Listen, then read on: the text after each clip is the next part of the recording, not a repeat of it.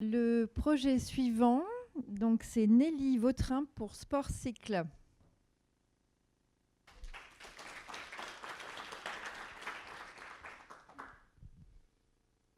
C'est à toi. Merci. J'ai mes règles. C'est difficile de performer. C'est dur et personne n'en parle. Cette phrase dite par Amber Glein date d'il y a bien longtemps. C'est une championne internationale de patinage artistique. En fait, non, c'était il y a seulement 21 jours aux Jeux Olympiques de Milano-Cortina. Les athlètes de haut niveau tentent de lever les tabous sur un sujet que le monde tait et invisibilise. Cyclique prend le relais en dehors du haut niveau au service du plus grand nombre.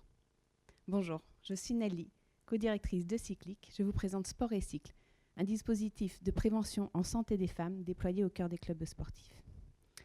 L'éducation menstruelle se fait encore trop peu dans le cadre familial, freinée par des barrières culturelles ou sociétales. À l'école, elle demeure souvent insuffisante ou trop déconnectée des situations concrètes. Ce manque de repères n'est pas neutre, il favorise la banalisation des douleurs, la méconnaissance des signaux d'alerte, une charge mentale importante et peut conduire à des conduites d'adaptation inappropriées avec à terme des risques santé, fatigue persistante, surmenage, burn-out précoce, blessures. Nous avons choisi le milieu sportif car en santé publique, choisir son terrain est primordial. Le milieu sportif est à la fois transversal et inclusif et regroupe des femmes issues de tous milieux sociaux et culturels et constitue un espace de confiance où l'on apprend par le corps. Les sportifs, justement, sont particulièrement à l'écoute. Leur corps est leur outil. Comprendre le cycle, c'est mieux comprendre l'énergie, la récupération, l'hydratation, le sommeil, la charge d'entraînement. Et pour certaines, c'est sécuriser des enjeux de vie, maintien dans la pratique, trajectoire de compétition, estime de soi et santé globale. Sport et Cycle est un dispositif national de prévention primaire. Nous intervenons tôt, avant l'installation des troubles, d'inégalités de prise en charge, de rupture de parcours ou de blessures évitables. Car éduquer les femmes tôt sur le sujet, c'est les libérer d'une charge mentale liée à leur santé pour les 35 années à venir. Concrètement, nous déployons des ateliers santé à l'attention des femmes de 12 à 20 ans avec la compréhension du cycle, le repérage des signaux d'alerte, l'hygiène de vie et une mise en mots sans tabou, et des ateliers à l'attention des éducateurs et des encadrants avec la connaissance, le repérage, la posture, la communication et l'intégration des réflexes de prévention au sein des routines sportives. Notre valeur ajoutée est d'abord sanitaire. Nous transformons un sujet intime et souvent invisibilisé en levier de santé publique avec un cadre de prévention structuré, national, duplicable et ancré dans des environnements réels. Nous avons créé un outil clé, un outil de communication non verbale, simple et immédiatement mobilisable, qui permet aux sportives d'exprimer leur état sans s'exposer, un accélérateur de déstigmatisation et un facilitateur de dialogue avec l'encadrement. Avec ce simple tampon de peau, la femme, si elle le souhaite, exprime un état qui met en éveil l'attention de son entourage au moment où elle l'a choisi et dans un temps donné. L'éducateur, c'est quant à lui l'attitude et la communication qu'il doit adopter. Ça m'aurait évité d'aller dans le mur des milliers de fois avec mes filles. Propos de Jean-Christophe Namzi, présent ici, directeur technique d'un centre de basket féminin Espoir. Excusez-moi. Ah oui, notre modèle économique. Notre modèle économique est solidaire avec des propositions de coefficients de taille pour les tarifs et des propositions de contrepartie non financières, facilitant ainsi l'accès à cette éducation pour toutes, qu'importe le budget disponible. Nous projetons d'éduquer 50 000 femmes en 3 ans, à l'image des colosses au pied d'argile, inconnus il y a 15 ans, et désormais obligatoire dans le parcours des jeunes. Cyclique ancrera son action dans le temps long. Notre équipe, uniquement constituée de professionnels de santé, est soutenue par Hippocrate Développement, représenté par Mathieu Dubois ici présent, sur le volet expertise en santé publique, et l'ensemble de nos contenus scientifiques et pédagogiques sont validés par le docteur Carole Maître, gynécologue de l'INSEP et membre de la commission médicale du Comité national olympique et sportif français. Avec Femmes de Santé, nous voulons accélérer la diffusion de sport et cycle et essaimer ce modèle de prévention au service des jeunes filles et des femmes. Merci. Merci beaucoup Nelly.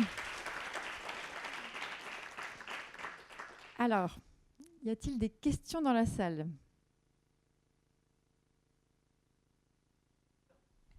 Attends. Diffusion d'informations justement sur la santé des femmes dans la pratique sportive. est-ce que vous êtes aussi producteur de solutions? C'est-à-dire, effectivement, une jeune femme a ses règles, comment peut-elle continuer à pratiquer du sport?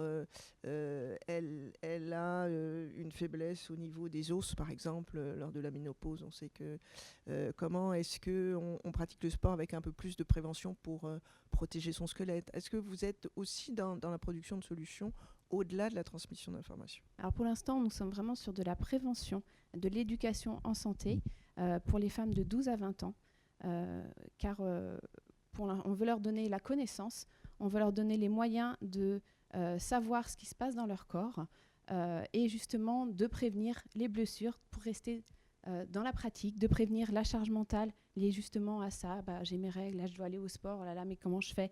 J'ai mal au dos, mais personne ne le voit, j'ai pas dormi, comment je vais faire pour performer, etc. Mais je vais quand même aller à l'entraînement parce que je culpabilise. Donc on est vraiment sur ces femmes-là, de 12 à 20 ans dans le milieu sportif. On leur propose aussi, on leur dit de repérer les signaux d'alerte. Elles sont éduquées à ça dans nos prestations. Et ensuite, on les invite aussi à consulter des professionnels de santé. Nous, on fait le premier pas, le pas de la prévention. Ensuite, viendra la suite. Merci. Je crois qu'il y a une deuxième question, oui. Oui, je trouve ça très intéressant, votre outil non-verbal, parce que souvent c'est difficile de parler de ces choses-là dans un environnement public, même si c'est le sport. Moi, je me posais la question pour une audience plus large, parce que j'ai bien compris qu'en fait, votre projet, c'est vraiment centré sur le secteur sportif.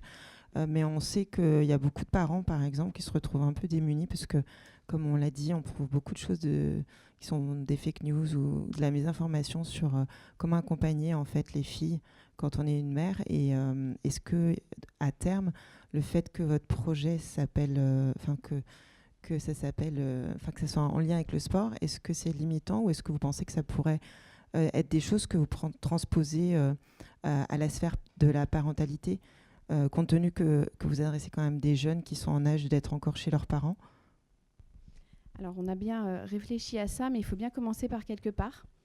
Le milieu sportif, je vais vous donner l'exemple de 3 fédérations en 2025, donc la Fédération française de natation, de judo et de tennis, à eux seuls représentaient 180 000 jeunes femmes de 12 à 20 ans sur l'année 2025. Donc, il faut bien qu'on commence quelque part. Bien évidemment, l'idée étant d'essaimer ce modèle de prévention. Il y a d'autres associations aussi qui se chargent de ça au niveau des écoles, des institutions. Voilà. Nous, on a choisi le milieu sportif parce que pour nous, c'est là où on va avoir la meilleure écoute. Parce que la jeune femme, son corps, comme je vous le disais, c'est son outil. Et c'est pas juste, on va t'apprendre ce que c'est que les règles et ton cycle menstruel. C'est ah oui, là c'est important pour moi parce que moi j'ai envie de performer. Donc déjà, si on arrive à former ces 180 000 jeunes femmes des 3 fédérations, c'est un exemple, on aura déjà fait un grand pas et je pense qu'on sera outillés pour se développer et aller hors secteur sportif. Mais on a aussi, dans un second temps, anticipé un petit peu cette demande avec l'entourage et les familles des jeunes sportifs, justement, de proposer aux clubs et aux associations sportives de monter des ateliers aussi parce que, justement, sur l'hygiène de vie, sur tout ce qui va autour, les familles sont concernées. Voilà. Bonjour. Merci beaucoup. Je crois qu'il y a une question. Il y a une dernière question. Peut-être. Ouais. Merci. Sinédi Avenier, enchantée. J'ai pu faire partie du jury et j'étais très heureuse de voir tous les projets, dont Cyclique. Je voulais peut-être savoir si vous pouvez nous partager une success story ou un exemple en fait de cette collaboration, que ce soit avec les familles ou avec les jeunes sportives, qui illustrent vraiment le succès du projet qui continue. Alors pour l'instant, on n'a pas de retour d'expérience puisque nous lançons notre association et nos interventions. On travaille actuellement sur nos contenus pédagogiques, donc comme je vous disais avec le Dr Carole Maître et Hippocrate Développement. En revanche, on a des rendez-vous, des contrats qui s'annoncent pour l'année prochaine. On est en train de travailler avec la Fédération française de judo, notamment pour intervenir au niveau du CREPS des Antilles. Voilà. On travaille avec une équipe de rugby professionnel de Saint-Denis. Et l'UFAB, c'est l'équipe féminine professionnelle de basket d'Angers.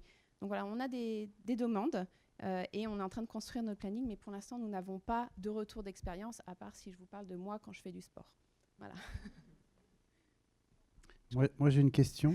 Il y a quelques années, pour les boomers, il y a une femme qui est très connue qui s'appelle Christine Aron, athlétisme, et elle a dit si je m'étais occupé de ma santé à moi personnelle, intime, j'aurais peut-être eu 1 ou 2 autres médailles. Donc moi, ça me fait penser aussi à une chose, puisque j'accompagne aussi des entreprises d'un point de vue commercial dans la santé de la femme. Je travaille notamment avec Omaï Perry, qui est un peu sur le même sujet, la rééducation du périnée, et qui touche beaucoup les sportifs. Et donc, et les sportifs surtout, bien évidemment. Et donc, moi, je pense que la fédé d'athlétisme, c'est un vrai sujet, les règles. Et vous devriez peut-être vous rapprocher d'ambassadeurs, de gens comme ça, qui ont eu des problématiques et qui ont limité justement l'aspect sportif. Et je pense qu'il y a beaucoup de choses à faire d'un point de vue mental pour préparer mentalement les jeunes femmes, parce qu'elles avaient l'impression de courir avec un handicap. Oui. Bah, je me permets de rebondir. Justement, on a besoin de faire connaître notre action de prévention, parce que les associations sportives manquent d'argent. Très clairement, il n'y a plus d'argent dans le sport. Et demander à un club sportif de financer encore une autre action, ça ne va pas être la priorité, la santé des filles. À moins d'avoir une vraie stratégie, une vraie politique pour la santé des jeunes femmes, les clubs n'ont plus d'argent. Donc nous, on a besoin que notre modèle il soit visible et communiqué par tous, puisque comme je vous disais, on a une grille de coefficient de taille pour les tarifs, et c'est-à-dire que les petites structures qui n'ont pas les moyens, avec des petits clubs, c'est gratuit pour eux en fait. La seule chose qu'on leur demande, c'est une contrepartie non financière, une story, une visibilité, une newsletter, voilà. Donc en fait, c'est vraiment de la prévention solidaire pour tous, et on a besoin que ce soit connu. Donc moi, je suis tout à fait ouverte à aller travailler avec l'athlé, mais il faut juste qu'ils aient conscience et qu'ils nous connaissent. Nous, on est dispo, on est dans toute la France, on va aux Antilles, on va à La Réunion, dans les pays francophones, il n'y a aucun souci là-dessus. Il faut juste que les gens sachent que nous existons et que c'est accessible pour tous les budgets, parce que c'est vraiment notre budget, notre envie, c'est l'impact en fait. Et ce que ça va faire pour les athlètes d'aujourd'hui. Mais en fait, c'est surtout ça, ce sont des athlètes que nous formons, des jeunes femmes, mais en fait, elles ne seront pas athlètes toute leur vie, et elles seront femmes toute leur vie par contre. Voilà. Merci beaucoup Nelly. Merci.